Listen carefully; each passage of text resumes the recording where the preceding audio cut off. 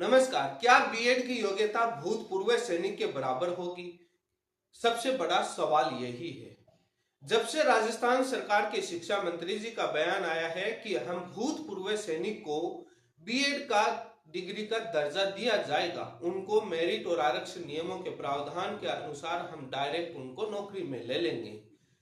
क्या भूतपूर्व सैनिक होते ही उसकी बीएड के बराबर योग्यता हो जाएगी? क्या ये पावर राजस्थान सरकार के पास है? ये सबसे बड़ा सवाल है। क्या राजस्थान सरकार के शिक्षा मंत्री जी ये कर सकते हैं? हाँ या ना? कानून क्या कहता है, नियम क्या कहता है, किसके पास पावर है? क्या राजस्थान सरकार के शिक्षा मंत्री जी ने नियमों का आंकलन किया? नियम पढ़े कि अध्यापक की योग्यता निर्धारण करने का कौन सी योग्यता किसके बराबर होगी, कौन योग्य होगा, क्या सिलेबस होगा? क्या ये नियम पढ़े या ऐसे ही लोकसभा चुनाव में भूतपूर्व सैनिकों के वोट बटोरने के लिए बयान दे दिया? राजनीतिक बयान था। क्या ये अधिकारियों के पास जाएगा? जब प्रपोजल तैयार होगा तो क्या टिक पाएगा? इन तमाम सवालों पर इस वीडियो में विस्तार से चर्चा करूंगा।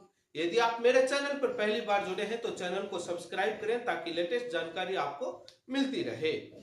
राजस्थान सरकार के शिक्षा मंत्री जी ने जब से बयान दिया तब से राजस्थान के 14 लाख से ज्यादा बीएड बेरोजगार अभ्यर्थियों के मन में काफी शंका हो गई कि हमारा क्या होगा, हम कहां जाएंगे, क्योंकि इनके पास तो महीने के 1000 रुपए भी नहीं आते। भूतपूर्व सैनिक है, पेंशन तो आती है, बेरोजगार तो नहीं है, कुछ तो आता है, इनके पास तो कुछ नहीं आता।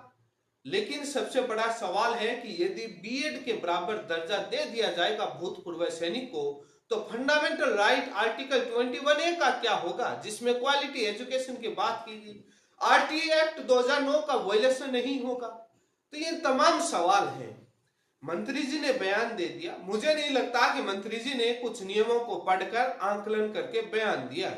ठीक है, मंत्री जी ने दे दिया। अब विश्लेषण करते हैं कि नियम और कानून क्या कहते हैं।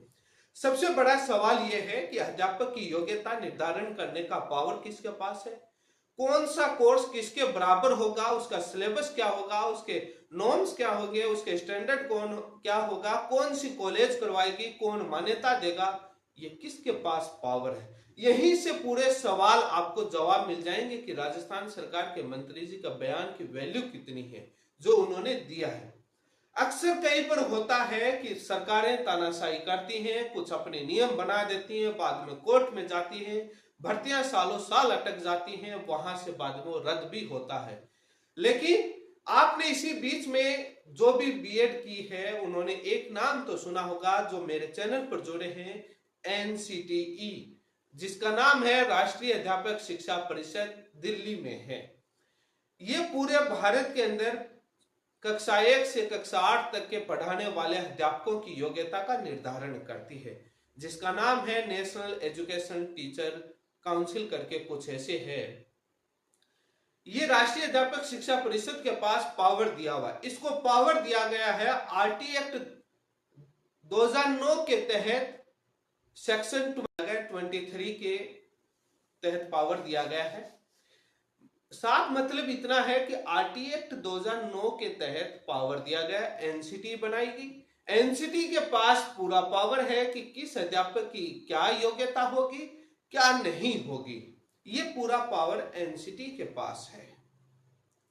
एनसीटी ही बीएड का सिलेबस क्या होगा। कल को तो शिक्षा मंत्री जी आकर ये भी कह सकते हैं कि हम भूतपूर्व सैनिक को बीएसटीसी के डीएलएड के बराबर भी दर्जा दे देंगे। ऐसे कोई मजाक थोड़ी है, जो आया आप बोल देंगे, क्योंकि राष्ट्रीय अध्यापक शिक्षा परिषद ये निर्धारण करती है। उसके नियम, उसके गजट नोटिफिकेशन में ऐसा कोई प्रावधान नहीं है कि हम इक्वल कर सकते हैं। जब वो कोई योग्यता निर्धारण करती है, किसी के बराबर करती है, तो वो एक कमेटी गठित करती है। उसके बाद उसकी 12 सदस्यों की एक काउंसिल होती है, वो डिसीजन लेती है, जिसमें पार्लियामेंट और मेंबर होते हैं। तो उसमें primary, secondary, upper primary education के जो एक्सपर्ट होते हैं वो होते हैं, और काउंसिल के सेक्रेटरी, चेयरमैन, तमाम लोग होते हैं। ऐसे वो बाद में फाइनल डिसीजन लेते हैं, लेकिन ऐसे कर नहीं सकते। आप सोचते होंगे कि सरकार यहीं पर भाजपा की, केंद्र में भाजपा की, कर लेंगे इन्हीं की तो एनसीटी। लेकिन ऐसा एनसीटी ने 28 जून 2018 को एक अधिसूचना जारी की, प्राइमरी में बीएड को शामिल किया, कितना टिका? हाई कोर्ट ने रद्द किया, सुप्रीम कोर्ट ने रद्द कर दिया। तो ऐसे तो टिकते नहीं है, माने नहीं जाएंगे। यदि बराबर करती है राजस्थान सरकार तो फंडामेंटल राइट आर्टिकल 21A का वायलेशन होगा, जिसमें क्वालिटी एजुकेशन का फ्री एंड कंपलसरी एजुकेशन के साथ प्रावधान है। भूतपूर्व सैनिक होने से उसको बीएड का कैसे दर्जा मिल जाएगा? सबसे बड़ा सवाल जो सुप्रीम कोर्ट ने और हाई कोर्ट ने तमाम जजमेंटों में जो पेडागोजिकल स्किल्स का, जो पढ़ाने के तरीके, विधि, मनोविज्ञान, जो बच्चों को पढ़ने की जो तरीके हैं, वो सबसे बड़ा सवाल होता है। क्या भूतपूर्व सैनिक होते ही वो उसको आ जाएगा? कैसे आ जाएगा कि कैसे बच्चे को हैंडल करना है, कैसे पढ़ाना है, कैसे लिखाना है, गणित पढ़ाने की विधि क्या होती है, विज्ञान पढ़ाने की क्या विधि होती है, बच्चे को कैसे आंकलन करना है, तमाम विद्याएं होती हैं उसमें, जिसको साइकोलॉजी बोला जाता है। वो कैसे टीचिंग मेथड होते हैं, वो कैसे उसके पास आएंगे, कैसे निर्धारण कर सकते हैं? कानून और नियम ये कहता है कि नहीं कर सकते। शिक्षा मंत्री जी ने भले ही बयान लोकसभा चुनाव वोट बटोरने के लिए दिया हो, लेकिन नहीं हो सकता। यदि ये अपने तानाशाही तरीके से कर भी लेंगे तो कोर्ट में एक दिन नहीं टिकेगा। उन लाखों बेरोजगार अभ्यर्थियों का लाखों रुपया कोर्ट कचहरी में खर्च करवा देंगे। लेकिन मुझे नहीं लगता कि कोई अधिकारी जब इस नियमों का आंकलन करेंगे तो वो ये इस बात को परमिशन देंगे। जब वो नियम बनाएंगे तो उनके पास सबसे बड़ा सवाल आएगा कि क्या अपने पास पावर है? यदि नहीं है तो एनसीटी के पास वहां प्रपोजल भेज सकते हैं। वहां एक राज्य का मामला नहीं है जो वहां पर एक राज्य के लिए डिसाइड कर दे, पूरे भारत के लिए डिसाइड होता है। तो वहां इतना आसानी से कुछ हो नहीं सकता, क्योंकि उसमें कई कमियां हैं, कई प्रावधान है। मंत्री जी ने कितना नए नए आए हैं, दे दिया बयान। बयान से ज्यादा नाराज नहीं होना चाहिए अभ्यर्थियों को, क्योंकि चुनाव है, चुनाव के समय उन्होंने अपने तरीके से आंकलन किया होगा। लेकिन सबसे बड़ा सवाल है कि जब अधिकारियों के पास जाएगा, जब मीटिंग में प्रपोजल रखा जाएगा, तो क्या ये बयान टिकेगा? नहीं टिक पाएगा। आरटी एक्ट के प्रावधान के नियमों के अनुसार नहीं टिकेगा। एनसीटी के जो नियम है 1993 के नियमों के तहत नहीं टिक पाएगा। जब कई बार एनसीटी की कमेटियां गठित हुई है, सिलेबस उनके स्टैंडर्ड नॉर्म्स के अनुसार नहीं टिक पाएगा। कोई भी सरकार टीचर के, अध्यापक की योग्यता का निर्धारण नहीं कर सकती भारत की। मात्र एनसीटी के पास पावर है। कोई अपना रिकमेंडेशन भेज सकता है, प्रपोजल भेज सकता है, उस पर उनको विचार करते हैं, वो कमेटियां तमाम होते हैं। लेकिन सबसे बड़े जो सवाल इसमें आता है, पेडागोजिकल स्किल्स, टीचिंग मेथड, मनोविज्ञान, ये सारी चीजें आती हैं। यही तो डीएलएड और बीएसटीसी बीएड के अंदर पढ़ाया जाता है।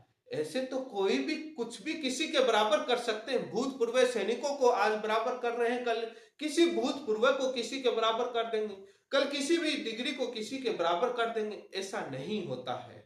उसके नियम, प्रावधान, प्रोसीजर होते हैं। एनसीटी एक्ट, एनसीटी पावर नहीं देती है इनके पास कि ये योग्यता निर्धारण करें। आरटी एक्ट पावर नहीं देता है, नहीं कर सकते। भर्तियां अटकाने के लिए सरकारें, जब भर्तियां निकालने का मन नहीं हो, इनको उलझाया जाए, अटकाया जाए, तो ये इस तरीके के एजेंडे रचे जाते हैं, मेरा ये मानना है।